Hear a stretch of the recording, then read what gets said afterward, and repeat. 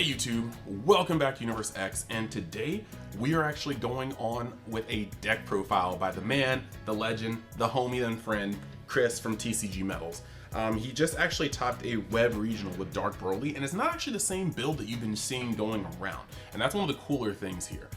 There is a cool spice about it, and when you look at the ban list that just came out, because we recorded this before the ban list, but we weren't able to release it, or I wasn't able to get it done and edited until afterwards, just because of Chino events and the ban list dropping randomly. We are actually able to kind of put up a deck list that actually doesn't change that much going through this ban list, and so it could still put up some very good results. So I'm very excited to kind of put this out and see what you guys think. We're going to talk about, of course, the interactions, you know, the card choices, and how it differs from the other lists. And yeah, this should be pretty cool. Now, that being said, I just wanted to point out a couple things. If you like this sort of content and you want to see more of it, make sure you go down, like the video, press that subscribe button, hit the notification bell so you never miss a beat here in Universe X, and comment to let us know what you think. Past that, just to let you guys know the itinerary, later this week we'll be coming out with kind of a first impressions of the format post ban list, and then we're also going to hit up the next fight night, which I've been editing piece by piece, just been like a slow trickle with how busy I've been outside of work. After that, just want to give the normal plugs. If you haven't already, go to the official Facebook group and hit that like button, follow it so you can get all the official updates, spoilers, announcements, etc. Then you have the unofficial discussion group on Facebook, as well as the unofficial Reddit, as well as the Universe X Discord, where more than just the game gets talked about. We talk about plenty of games, card games, and video games alike. We talk about anime, plenty of stuff. And you know, all the links to those are going to be in the description. Last but not least, the homeboy has his own TCG player website. You can always check on there to see if I got something you like, help out the channel in a way that can also beneficially help out you. So, beneficially help out. It's kind of redundant. Don't matter. We're jumping into the deck profile, and I hope you guys enjoy. Alright, so we are at the deck view, and that means you know what time it is. It's time to jump into this juicy deck profile made by none other than my homie Chris, fellow Chris Ranger of TCGMetalZ. You can see it's him because you've got the gold Broly on one side and the heavy D energy metal token on the other side. Right. So yeah, let us see your deck and what sets it apart from the other Dark Broly decks, because we all know you always like to put in that original spice. All right, thank you. Yeah, this list, I'm glad, because I've been working on it for a couple of months, that the two lists that had topped prior to San Diego weren't the same build, and I was like, you know what, I want to play aggro because I got tired of playing against U7 with blue decks and losing. So this kind of came into existence. Just in case you guys don't know what he does, you get to take a life, look at the top 5 or up to 5, and choose 3 30Ks, put them in your drop, and then you bottom deck the rest. And then you awaken at 4 by drawing 2, so kind of an Icarus type feeling. And then on the backside, you get to place up to 3 30Ks from your warp back in your drop draw card, and then you, once per battle, you can put a 30K in the drop from field or hand and get +5. So pretty good. We will get into like the basic part of it. So you can be playing a black good stuff deck without the Gogeta package. Cool thing is, since he is a black Saiyan only leader, you do get to benefit off the Fearless Fusion, which is insane in certain matchups. And with that, the Gogeta package, you already know what else is coming. You got the best 30K Vegeta in the game, which is Feigned Greeting. It's really cool. There's a couple combos in here where you can pull 2 of these off in one turn. You have the best black Goku in the game, 30K, Beyond All Limits. And then one more 30K Vegeta, Thwarting the Dark Empire. He's pretty good in certain matchups, like King Piccolo or Toke, you know, like where they're playing the blocker negates, because he warps up to 4. And he's also good in the U7 matchup, since most of them are 4 drops. Please explain to me why Vegeta looks so cool when he's got his entire fit, like the sand armor up top and the stuff down below, but when he's on Super Saiyan 4 in this particular fit, it just looks like the homie's got leggings on, bro. Like he's got yoga pants. It's a little weird for sure. He just needs to have his like, his drip like the SS4 Goku. Facts. So now where it gets a little spicy. This is the package that I play, the Scion Package, that really adds a bit of another layer of spice to the deck because mid-range Broly doesn't make sense because there are so many other better mid-range decks in the game. And Black has always, up until Trunks, been very aggro. And so what this allows you to do is play under Violent Rays. You get a turn 1 Unison, like going second, to where you get 4 swings, 1 with your Unison, 2 of these, and then 1 with your leader. And it just applies a lot of early game pressure that then when you follow up with 30 Ks, it kind of forces them to take it. And all of that life that you gave them early on just kind of disappears because they're comboing it all still in the early game. And the other reason why you want to play this package is because they're 1-drop Goku and Vegetas. And we have a very special 30k Goku and Vegeta that your leader gets to mill. And they also have a good use because the prepping for fusions, they both Xeno evolve for 1. So you're getting 30k bodies for 1 energy. You'll notice that's kind of a reoccurring theme in this deck is everything costs 1. And they generate advantage. He gets to play a skillless. Vegeta adds 1 from your deck to your hand. So they're just kind of plussing, and you get to swing with the 10k first and then get an active body on the field. And it's cool to note, in case you guys don't know, that they are Xeno Evolve, which means you warp the evolve target and you play this one, which is why you get to do, as Chris said, and swing with the 10k, warp it, play the 30k. And on top of that, it's actually just pretty cool because I can already see that one of the main things that Chris tried to do with this deck is make sure that no card was dead. There are times where you would draw these 30Ks that have 0 combo costs and you're like, crap, especially with the errata, these things are dead. Or there are times where you draw cards and you're like, man, I wish I could just use them for X, Y, and Z. But no, he's not having dead Gokus or Vegetas. He's having Vegetas that can be searched off or flipped off of top 5 into the drop. Vegetas that can fuse for Gogeta, Vegeta that can be drawn, or Gokus and Vegetas that can be drawn in hand and evolved over the vanillas. So like one of the best parts about this build, as far as I can see, is that no card feels dead. Yeah, and that's essentially why I feel like this is the best aggro deck in the game right now, and it feels like a Black Icarus deck because it's just all these good cards that never really feel dead.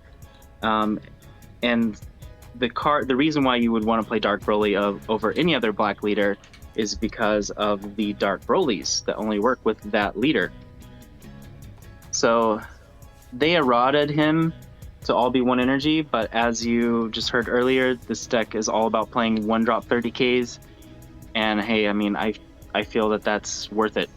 The other thing that really adds a lot of value to this engine is the Demon Realm Ravager. He allows you to warp a battle card from your opponent's drop area, and then they choose 1 from their hand. So playing against U7, as soon as they mill that secret rare or the 8-drop, anything that they would care about, since you get to choose and warp it, you basically turn off their mid-game. Their mid-game and end-game, really. And it, with Saiyan Instincts and the blue matchup, and there's just so many things that benefit in the drop area that he just adds too much value, which is why you play 3 of them. The Uncontrollable Berserker, he's good. I didn't play him a lot during the game, but being able to warp any battle card when you just play it is really good in the Sin matchup. The last 3 Brolys are more, these could be anything else. I just like them for flavor, and you also want to have a minimum of 25 30Ks for consistency. But the Vindicator, the really cool thing is you never want to tap 2 energy to do anything in this deck.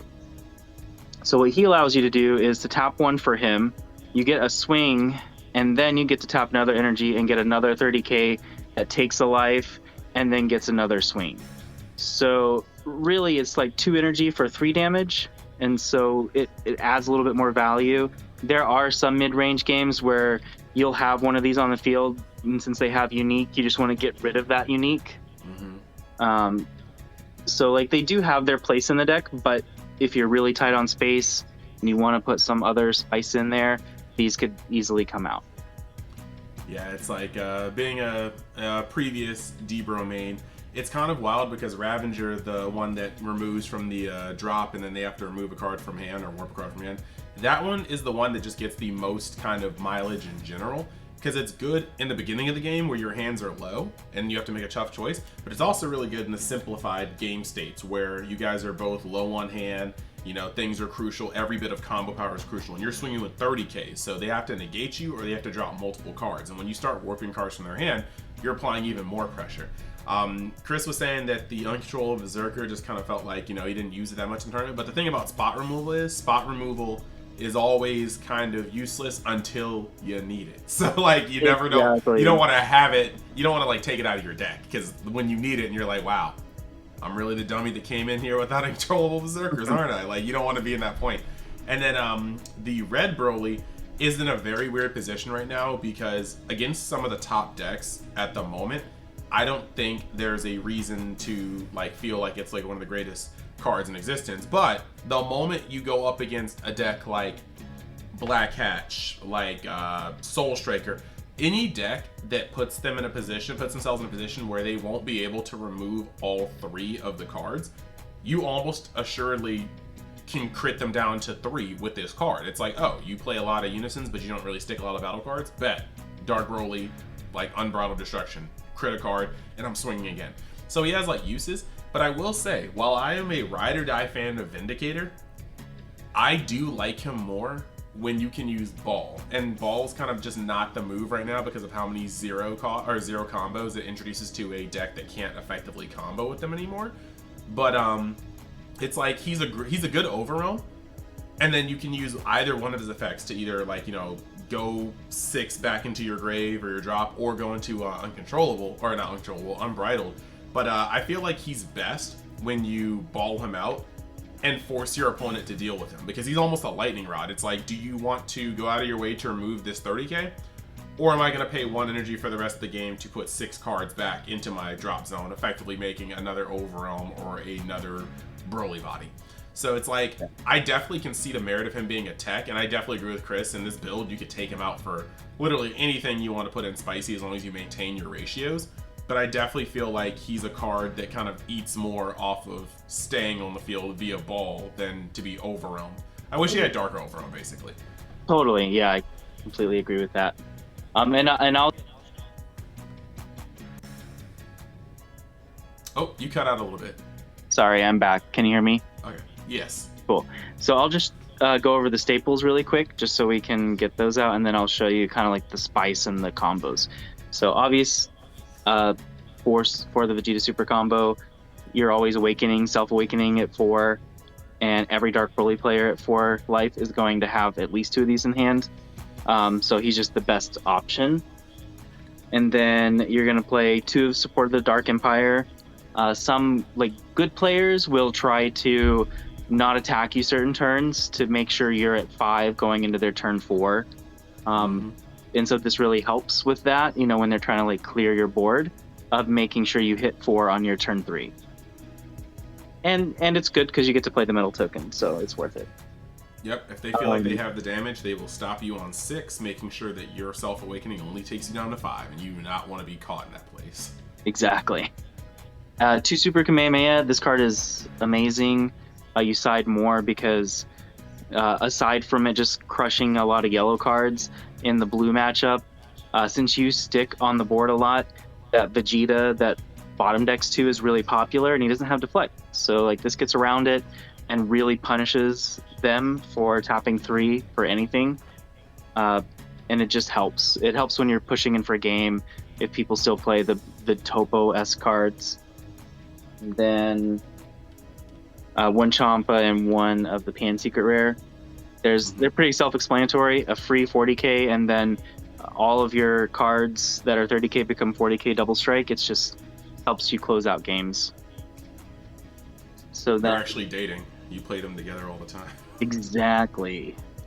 So then the spice, now this isn't necessarily spice, but it will be, is the 3 Brainwash, No Mores, and then 2 Demigra Unison.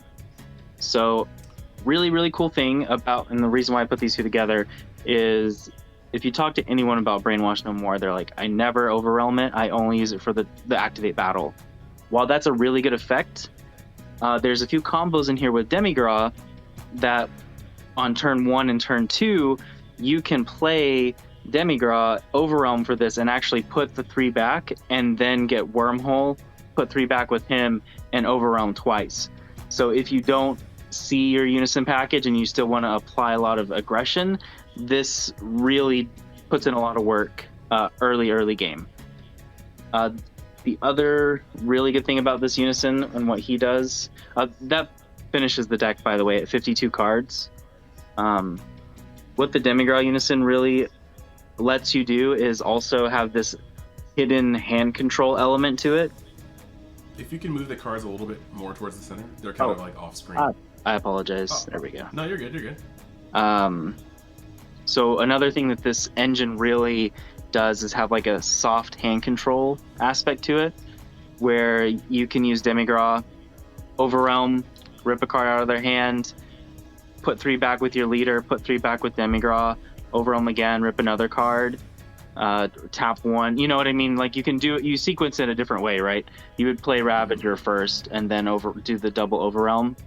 But you have 3 30k swings, you just rip 3 cards out of their hand, essentially turning these into 30k crits for 1 energy total. It just you kind of see the deck come together, right?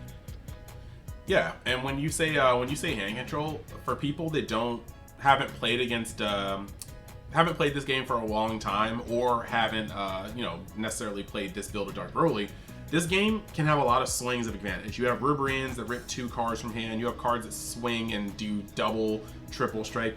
But this is a great example of a concept I used to talk about all the time with Dark Broly, and that's incremental disadvantage. You know, you swing with your Demigra, and your Demigra, if you do run that Unison, your Demigra is going to warp a card off of an auto from their hand.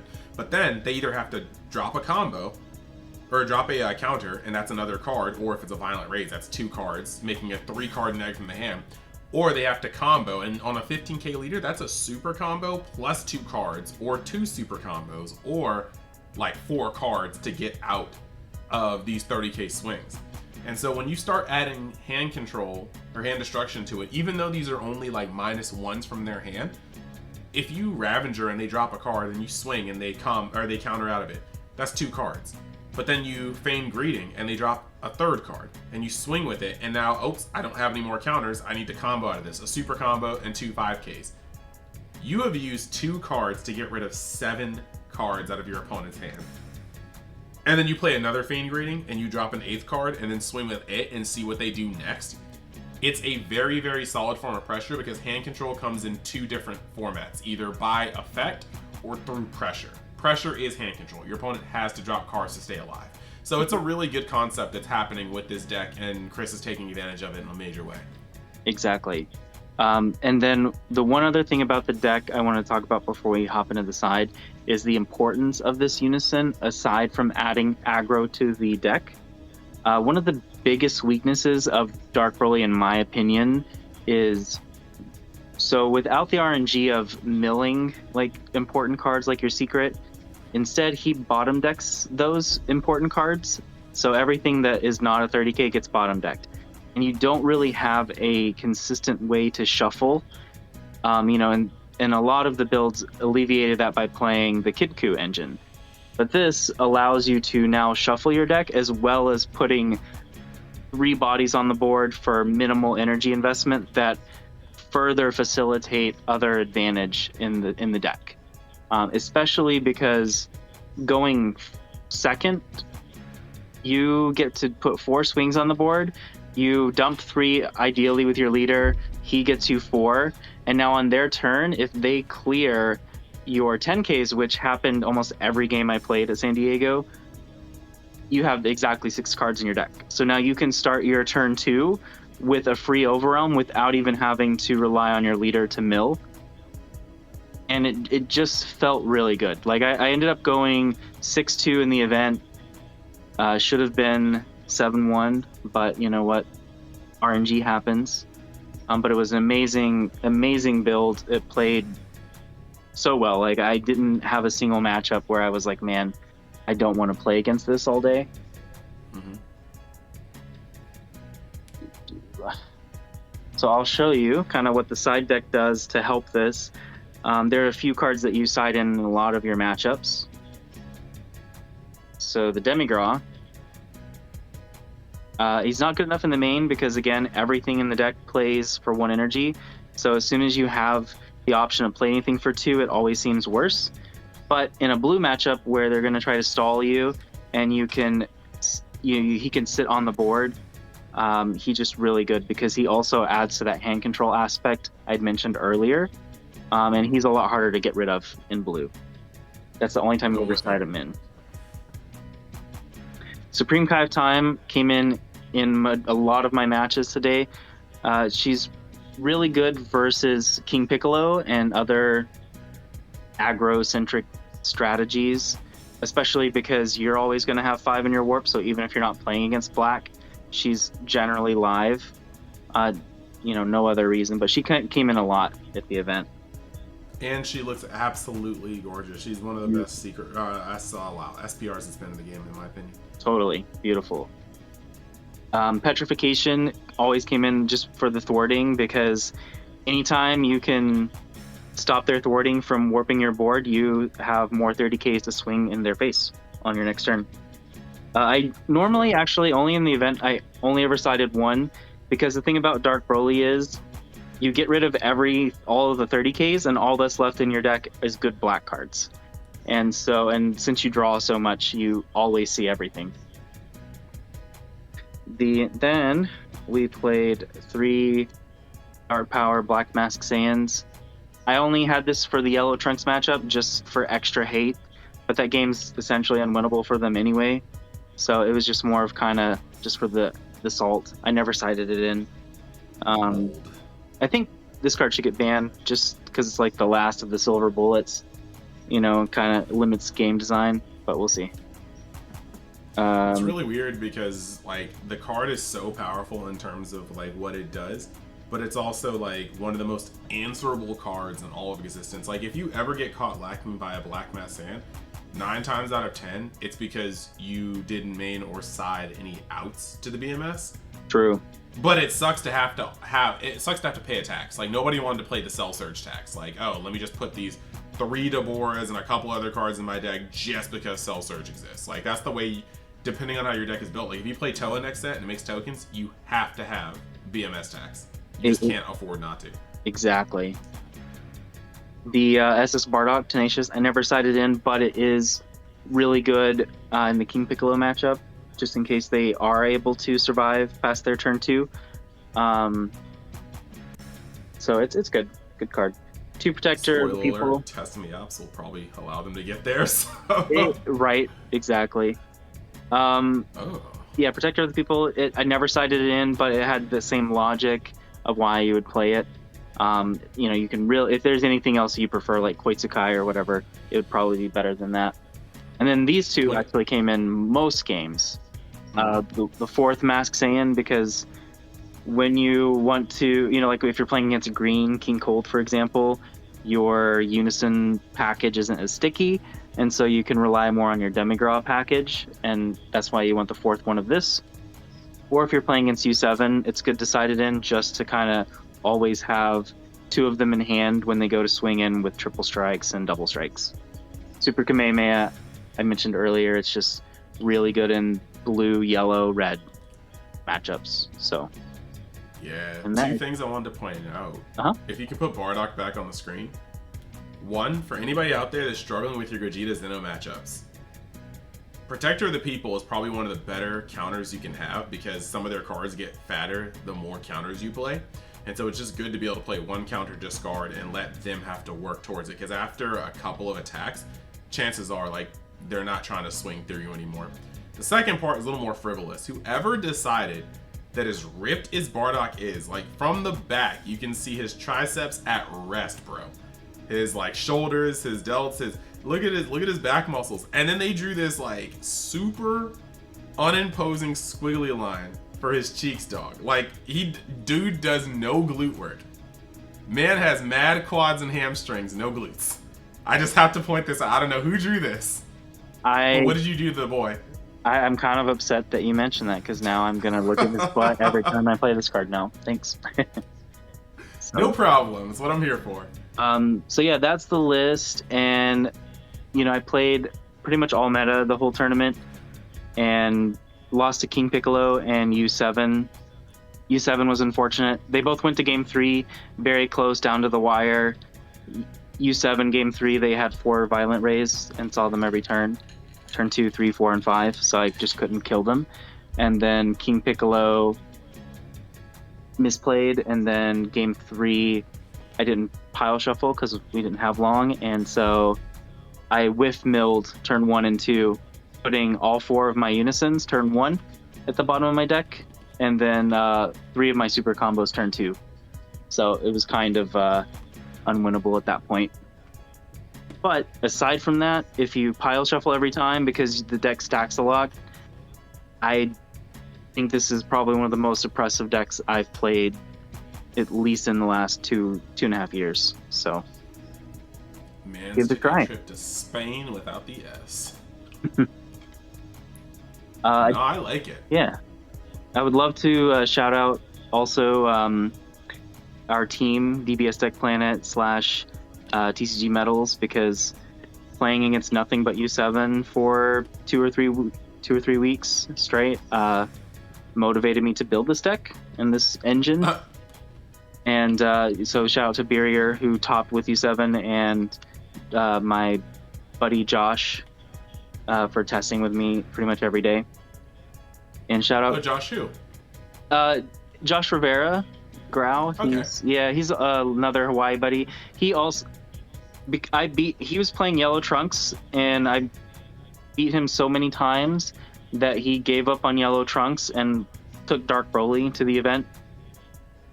He also did well, but he only had 2 days of playtesting, so there were just sequencing things he wasn't quite aware of. He ended up going 4-3 or 5-3, so he still had a good record for not only playing it for 2 days. But yeah, and shout out to you, of course, because UniX is the best YouTube channel for DBS. Hey, I dig that. Thank you for that high level of praise. Yeah, it's always good to see innovation, and it's always good to see it from the homies. So I hope you guys enjoyed this skillless package, Dark Broly. And it's not skillless in the way that you guys are thinking. Thumbnail is gonna reflect that. No Kid Goku, but instead we got that Scion going in there. Maximum ferocity, even though these characters never did anything in the history of the show. But it was a really good thing. I really like seeing that interaction, and I really like the explanations. So you already know this is kind of a meaty video, but what are you guys gonna expect from this channel? Will you really like getting into it, and not just the cards, but why? And I'm sorry, Oleg, there is not the entire deck list on the screen. You're just gonna have to deal with this one. There will be plenty of other deck lists where things are just displayed from the get-go. But still, shout outs to you, man, because you and those 40-second deck profiles are really what makes the community go around, I'm sure. So, thank you guys for joining Universe X, and I hope you guys just tune in to the next installment of whatever we do here. Quick couple things I want to say. There's going to be a link in the description where you can go to TCGMetalZ, and when you find something you like, not if, you'll be able to get it at a slightly discounted price just from using the link on my channel, because we're tight like that. I believe Chris has a couple things to say about this gold Dark Broly leader, though. We will be doing a giveaway because unfortunately when this leader originally debuted, they hadn't eroded him yet. So I, as you can see on here, added the errata text, and we'll be changing up the color for a giveaway and a relaunch of him, especially if he doesn't get banned for some strange reason. And it'll be exclusive on UniX, so make sure you follow him for more details on that. Yep. And just to close out the video, just wanted to say, if you guys like the Universe X cadence, you can find me on 2 different other channels. You got UniX DB, where we play Dragon Ball related games. If you're watching this on time, we will be summoning for a Dokkan exclusive Super Saiyan 1 Gohan and Goku from the Cell Saga coming out, I think, tomorrow night. It's actually gonna be like tomorrow Friday morning at like 4 a.m. So you'll probably see it Friday. And then on my new channel that I rebranded, UniX Manga Manga, Anime, and Gaming, I just really talk about anything that kind of tickles my fancy. So later this week, you should see reviews for the One Piece chapter for the week, the My Hero chapter for the week.